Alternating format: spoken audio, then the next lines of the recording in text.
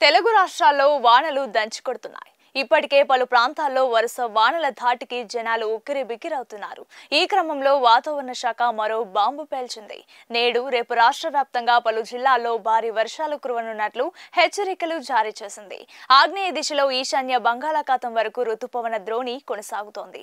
మరోవైపు ఉపరితల చక్రవాత ఆవర్తనం అల్పపీడనంగా బలపడింది. దీని ప్రభావంతో ఈరోజు తెలంగాణలోని నిర్మల్, నిజామాబాద్, జగిత్యాల, రాజన్న సిరిసిల్ల, నల్గొండ, సూర్యాపేట్, రంగారెడ్డి, హైదరాబాద్, వికారాబాద్, కామారెడ్డి, నాగర్ కర్నూల్, నారాయణపేట్, వనపర్తి, జోగులాంబ, గద్వాల్ జిల్లాల్లో అక్కడక్కడ భారీ వర్షం కురిసే అవకాశం ఉంది. అలాగే ఏపీలోని పశ్చిమ గోదావరి, ఏలూరు, ఎన్టీఆర్, కృష్ణా, గుంటూరు, ప్రకాశం, నెల్లూరు, కర్నూలు, అనంతపురం, కడప జిల్లాలో మోస్తరు నుంచి భారీ వర్షాలు కురుస్తాయని తెలిపారు. హైదరాబాద్ లో నిన్న సాయంత్రం కుండపోత వర్షం కురిసింది. దీంతో కొన్ని నిమిషాల్లోనే రోడ్లన్నీ జలమయమయ్యాయి. ప్రజలు అప్రమత్తంగా ఉండాలని అధికారులు సూచిస్తున్నారు.